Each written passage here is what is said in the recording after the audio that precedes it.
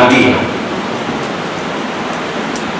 असल में एक बहुत बड़ी दुर्घटना हमारे साथ हो रही है, और वो दुर्घटना ये है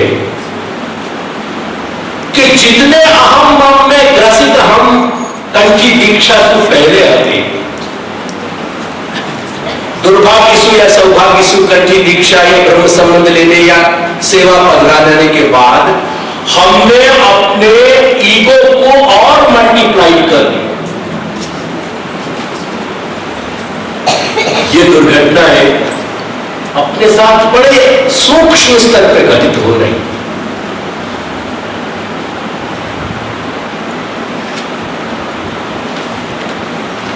और हम देखो कोई उपाय नहीं सोच पाए। यही बात तो श्री महाप्रभु जब सिद्धार्थ मुक्तावली में हमको उन्होंने भक्ति को एक रास्ता बताया, और जहां सेव्य, सेवक और सेवा, इन तीनों को विश्लेषण एनालिसिस समझाया, और जो तुमको ध्यान हो तो मैंने बहुत सूत्रात्मक रूप ढंग से नर शहर में सेवा के सत्र में पूरी सिद्धांत मुक्तावली समाप्त करी है।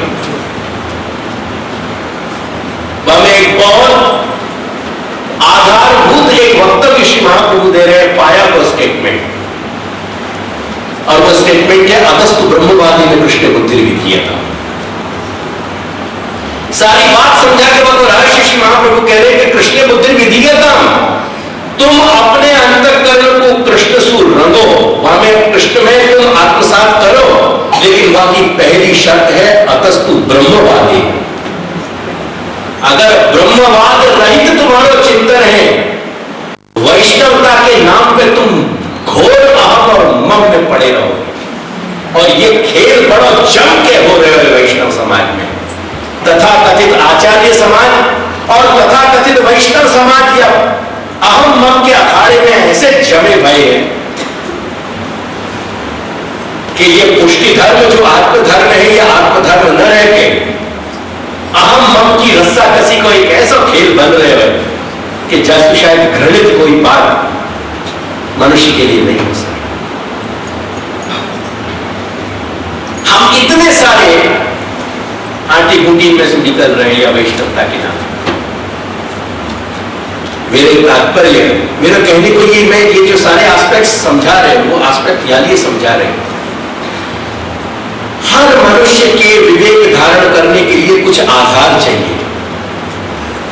अपन एक दूसरे को उपदेश तो बहुत जल्दी देते कि तुम विवेक रखो, तो विवेक बिना आधार के नहीं रहेगा। कोई दिन बिना बेच के, बिना पाया खोदे बिल्डिंग बना के तो देखो, ताश के पत्ता की तरह थोड़े से समय में ध्वस्त हो जाएगी। यही है जब वास्तव में समस्या हमको हेड ऑन हिट करे ना, हमारा विवेक कहां गायब हो जाए, जरा एट द मोमेंट कभी देखने को, सर्च करने को कोशिश करिए, ट्राई टू सर्च इट। तुम्हारे आसपास तो क्या 10-20 मील आगे पीछे तुम्हारा विवेक नहीं दिखाई देगा, ऐसा गायब हो जब ट्रस्ट आएगा। विवेक को आधार चाहिए। कोई स्थान पे तुम्हारा विवेक आदि भौतिक आधार चाहिए, कुछ स्थान पे तुम्हारा विवेक आध्यात्मिक आधार चाहिए, और कुछ ऐसे डीपर स्पॉट्स हैं, कुछ ऐसे गंभीर स्पॉट्स हैं, बिंदुएं हैं कि जहां तुम्हारे अपने विवेक को ना आदि भौतिक सहारा दे पावे, ना आध्यात्मिक सहारा दे पावे, वह वक्त हमको आदि दैविक सहारा खोजना है। और यानी श्री महाप्रभु को विवेक धैर्याश्रय हमारे मानसिक विकार की चिकित्सा है। एक प्रपत्ति मार्ग के, शरण मार्ग के, भक्ति मार्ग पे चलने वाले व्यक्ति की मानसिक चिकित्सा है विवेक धैर्याश्रय। खाली माधव हिला के पाठ करने को ग्रंथ नहीं,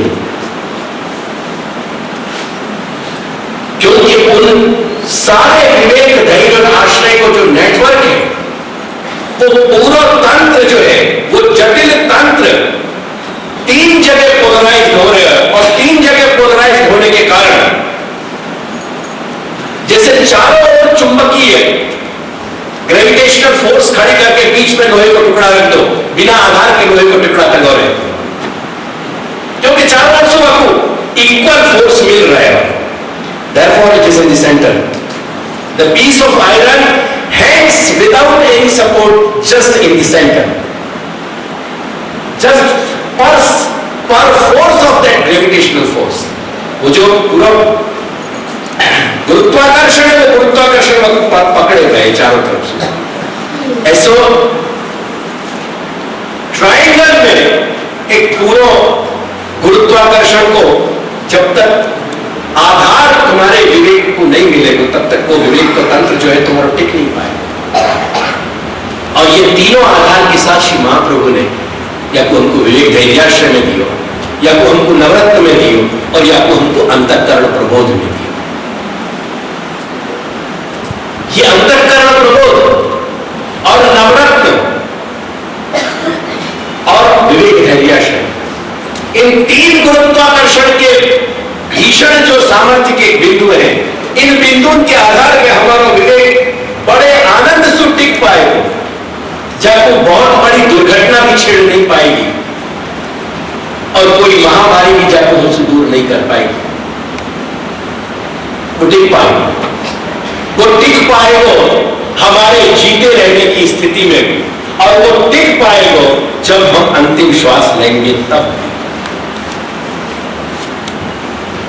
और हमारी जीवंत बहुत ही परिपूर्ण शारीरिक स्वस्थता की अवस्था से लेके अंतिम श्वास तक की जो संपूर्ण यात्रा है, इस संपूर्ण यात्रा के पूरे डायमेंशन के लिए श्री महाप्रभु कह रहे हैं अतस्तु ब्रह्मवादी ने कृष्ण बुद्धि विधीयता। दुख है, वेदनाएं हैं, पीड़ाएं हैं, सब कुछ है, उनसे कहीं कोई इनकार नहीं, लेकिन उनको कहीं ना कहीं समावेश हमारे विवेक के आदिदैविक आध्यात्मिक या आदिभौतिक पासा में होना आवश्यक है। अगर नहीं है तो हम अपने अंदर जो जब साइकोलॉजी सेल्फ एक्चुअलाइजेशन कह रही है, जब वो हमारी परिपूर्ण विकास की परिभाषा माने जा रहे हो, वो विकास की परिभाषा नहीं आ पाई। और जब यह पूरे फ्रेमवर्क में हम देखेंगे आदिदैविक आध्यात्मिक और आदि भौतिक, और यह पूरे फ्रेम को जब हम टाइम और स्पेस के पूरे सर्कल से जो भारतीय दृष्टि बिंदु है वासु लगाएंगे, तो बहुत सारी समस्याएं अपने जो माथे में खड़ी हुई है वो अपने आप सहज अपनी सॉल्व होती चली जाएंगी, क्योंकि भारतीय दृष्टि बिंदु के जो रहस्यवादी दृष्टि बिंदु है, वाको जो व्हील को सर्कल जो नीचे आ रहे हो लोएस्ट पॉइंट, वह पॉइंट पे अपन जन्मे, क्योंकि वी आर इन कलयुग, हम कलयुग में हैं, यानी हम लोएस्ट पॉइंट पे हैं। वो पूरा जो सर्कल टर्न हो रहा है, वो टर्न होने के यह पॉइंट पे हम हैं। वाई डू वी होप कि अपन यहां हैं? अपन ऐसी आशा करके ऐसे इंद्रजाल को क्यों खड़ो कर रहे हैं? ऐसा इंद्रजाल खड़ो करने को कोई कारण नहीं है कि अपन अपने आप को यहां देखने को प्रयास करें, क्योंकि जो चक्र है वो ऑलरेडी परिवर्तित हो चुका है, it has already moved, the wheel has moved. और सतयुग का ये जो फाइनल पॉइंट है, जो सर्वोत्तम बिंदु है, तो वासु वो मुड़ तो गए, घूम तो गए, एग्जैक्टली कलयुग के पॉइंट पे आ चुके व्हील टर्न ले रहे। या बात हमको यहां समझना है कि ये सारों जो ओपिनियन है वेस्टर्न फिलोसॉफिकल, जाके कारण हम विकासवादी दृष्टि बिंदु से वो ये कह रहे हैं कि मनुष्य को विकास हो रहे हैं। सच्चाई ये है, उनके वैज्ञानिक खोज को जो पासा है वहां पे मैं आक्षेप नहीं कर रहे हूं, बाकी वह विचार को समन्वित करने के लिए भारतवर्ष के चिंतन में बहुत बड़ी स्पेस है। Let us not talk about that at the moment. लेकिन वहां मैं कॉइनेस कर रहे हूं, वहां मैं एक बोलचाल की भाषा में कहना चाह रहे हूं कि बंदर में सो आदमी नहीं बने हुए, सतयुग को आज आदमी सुबंधन बन गए हुए कलयुग। Let's put it that. यानी मनुष्य कभी भी सतयुग में खोस खरोट नौच खोस नहीं करता, तो आज कलयुग में हर इंसान एक दूसरे के नौच खरोच में लग रहे हैं। कोई को स्वस्थता से जीने नहीं देना चाहे, ये बंधन के लक्षण है। जहां जाए उनमें कोई के प्रति कहीं कोई के प्रति अन्यथा चेष्टा में ही नहीं जाता, तो वह इनके व्यक्ति को अपन बंधन कैसे कह पा रहे? There is no reason.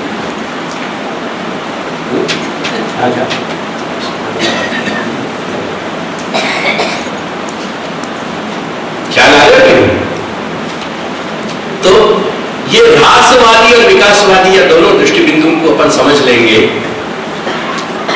तो अपन को भारतीय चिंतन के कुछ आधार समझ में आएंगे कि जिन आधारण के पे टिकी भाई अपनी जो इमारत है, वो इमारत की जो खूबसूरती है, जो आपकी आर्किटेक्चरल ब्यूटी है, वह आर्किटेक्चरल ब्यूटी को अपन कैसे रैलिश करें। बहुत सारी बिल्डिंग के आर्किटेक्चर को अपन रैलिश करें कि नहीं, कैसे अपने मुंह से आहा निकल जाएगा, क्या बात। ये भारतीय भवन की, दार्शनिक भवन की, तत्व चिंतन रूपी भवन की जो ब्यूटी है, वह तब अपन रैलिश कर पाएंगे कि जब अपन इन आदिदैविक, आध्यात्मिक और आदिभौतिक पाषाण के साथ रियलिटी के और या रासवादी चिंतन को जब, या शैली को, या स्पेस और टाइम के पूरे जो इवोल्यूशन है, या स्पेस और टाइम के पूरे इवोल्यूशन को जब या व्यू में अपन देखेंगे, तब अपन भारतीय चिंतन की बात समझ पाएंगे। और मेरी स्पेसिफिक एडवाइस है, मेरी स्पेसिफिक ये सलाह है तुम सबको कि कम से कम इन दो बिंदुओं को हमेशा याद रखियो। हम अपने यहाँ के भारतीय चिंतन को कोई भी पासा आदिदैविक, आध्यात्मिक और आदिभौतिक रियलिटी को कंसीडर किए बगैर नहीं चल सके आगे। एंड द सेकंड एस्पेक्ट कि जो हमारा स्पेशल एंड टेम्पोरल, स्पेशल यानी स्पेस से रिलेटेड और टेम्पोरल मींस टाइम से रिलेटेड, ये हमारा जो देश और काल को जो हमारा भारतीय कंसेप्ट है, जो हमारे स्पेशल और स्पेशल को स्पेशियल, तुम जो को स्पेशल वो शब्द नहीं है, SPATI, तो ये स्पेशल टाइम से रिलेटेड जो स्पेस से रिलेटेड जो हमारा कॉन्सेप्ट है, ये देश काल का जो पूरा हमारा विचार है, वह विचार को जब तक अपन दृष्टि बिंदु में नहीं रखेंगे, तब तक अपन को भारत की बहुत सारी चीजें समझ में नहीं आएगी। तब तक हमको भारतीय चिंतन में हमेशा विषमता दिखाई देगी। तब तक हमको यही दिखाई देते रहेगा कि बंदर ने लड़ाई कैसे लड़ी और क्यों रामायण में बंदर को वर्णन है। के लिए जब तुम्हारे ट्रेंड किए भाई चिंपांजीज बहुत कॉम्प्लिकेटेड फंक्शन कर सके आधुनिक युग में, क्या रीजन है कि मर्यादा पुरुषोत्तम राम के ट्रेंड किए भाई बंदर और जो युद्ध नहीं लड़ सके? What's the reason and what's the logic? एक मैं शास्त्र की लॉजिक नहीं दे रहा हूं, मैं कॉमन सेंस की बात कर रही हूं। जब वो ये बात कहते हो कि बंदर कैसे युद्ध कर सके, तो मैं भी कहूं कि तुम्हारे चिंपांजी जो है स्मोकिंग कैसे कर सके बैठ के, तुम्हारे चिंपांजी केला कैसे खा सके? तो ये कोई लॉजिक नहीं है यार, ये बहुत ही बालिश बातें हैं, बच्चों की तरह की बातें हैं। जब प्रबुद्ध थिंकिंग का प्रगाढ़ चिंतन के स्तर पर जब अपन बैठे, तो अपन को चिंतन के बहुत मजबूत आधार खोजने पड़े हैं। तो कुल मिला के मैं ये समझाना चाह रही हूं कि पुष्टि मार्गीय व्यक्ति, इनको खास करके जो दादाजी के घर के सेवक हैं, उनको ये बात, और जो यहाँ उपस्थित है जो दूसरे को समझा सके, वो इतना प्रयास करें कि हमारा चिंतन ये आज के वैज्ञानिक कॉमन सेंस पे आधारित होकर नहीं चल रहे। ख्याल में जो जितनी भी आधुनिक जो रियलिटी है, मैं आपको डिनाई नहीं कर रहे हूं, लेकिन वो आधुनिक रियलिटी के आधार पे तुम आदिभौतिक एलिमेंट्स लेके और आदिदैविक एलिमेंट को सॉल्यूशन ला लाना चाहते हो, या से बड़ी और इरेलीवेंस कुछ भी नहीं हो सकता। This is most irrelevant. तुम खड़े हो आदिभौतिक आधार पे और सॉल्यूशन तुम क्या को लाना चाह रहे हो? आदि दैविक को। अब तुमको क्या करना पड़ेगा यह स्थिति में? सडनली कोई ना कोई डीएस एक्स मैकिना तुमको बीच में लाना पड़ेगा, तो कर सकोगे, और otherwise you swing to your आदि दैविक कॉन्सेप्ट। या तो संपूर्ण आदि दैविक अपनी मानसिकता जो अपना विचार चिंतन है वह आदि दैविकता की चिंतन बिंदु को तुम स्वीकारो, या कोई एक आर्टिफिशियल एजेंसी तुम लाओ। ख्याल आया? अदरवाइज तुम्हारी समस्या सॉल्व नहीं होगी।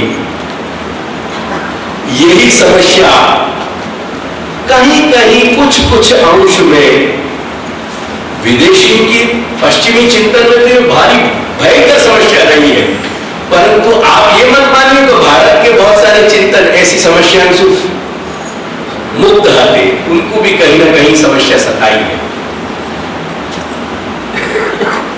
केवलाद्वैत वाले ने ये निर्धार तो कर लियो, केवलाद्वैत श्री शंकराचार्य को दर्शन है, उनने ये तो निर्धार कर लिया कि जो जगत दिख रहे हो वो रियलिटी हो नहीं सके।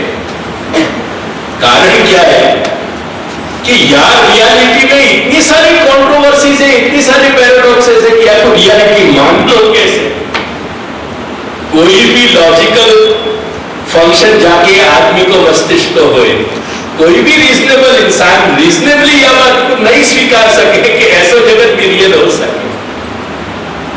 क्या लाया करके श्री शंकराचार्य को एक डीएस एक्स मैकिना बीच में लाना पड़े, माया।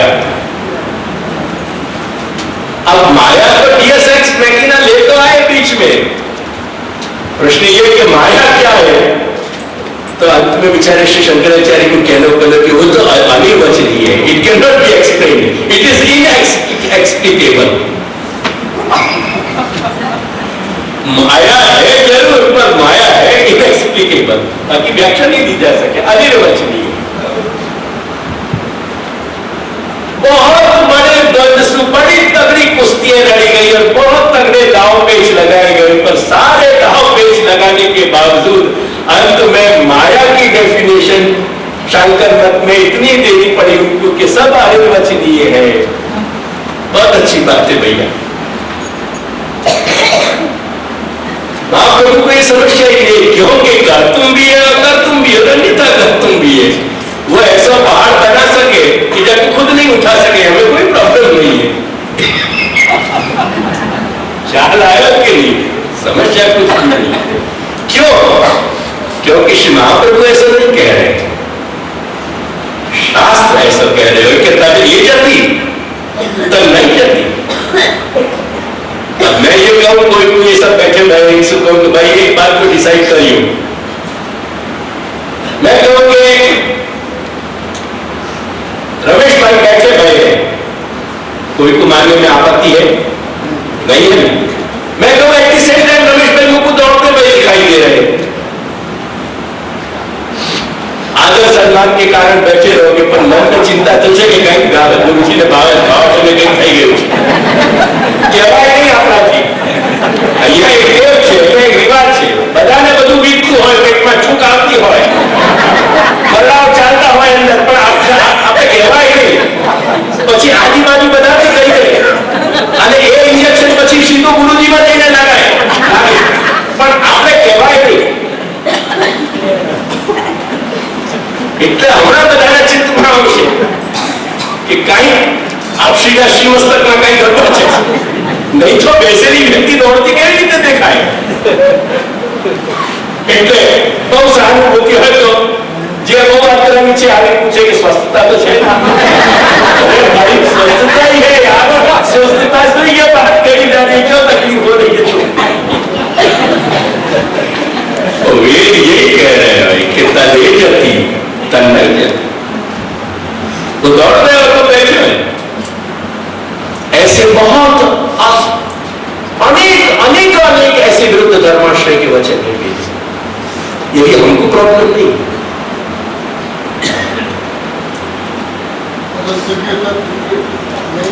बहुत सारे एलिमेंट्स की गिनती करी शास्त्र ने, शास्त्रकार ने, वो गिनती के कारण उन दर्शन दार्शनिक को नाम पड़ गया कि ये सांख्य है। जो कि संख्या पे आधारित है इनको चिंतन, एलिमेंट्स उनने गिने के ये एलिमेंट, ये एलिमेंट, ये एलिमेंट, जैसे साइंस में एलिमेंट्स गिने गए कि नहीं, सारे एलिमेंट्स गिन लेने के बाद फाइनली उन्होंने डिक्लेयर किया कि ये सब कुछ है और पुरुष महत्वपूर्ण पुरुष ही है, क्योंकि चैतन्य के साथ ही बंध और मोक्ष दोनों लग रहे हैं। मुक्त भी पुरुष को होना है और बंधन भी पुरुष को है। फिर पाछे डीएस एक्स मैकिना बीच में आए हो कि भाई सारो सर्जन तो प्रकृति कर रही है। अब पुरुष की बेचारे की इंडियन प्रेसिडेंट की तरह स्थिति होगी कि स्टेप लेके बैठ के भैया ऑर्डिनेंस लाओ, स्टेप मारी तो ले जाओ, और जो पार्टी ज्यादा वोट दे करके तुमको चुन ले, बाकी कब्जा में तुम्हारी परिस्थिति, तुम्हारा कंट्रोल कौन के हाथ में, द रूलिंग पार्टी परिस्थिति। बेचारे कलाम जैसा आदमी ज्यादा टिक नहीं पाओगे जो खुद बुद्धिजीवी और अपना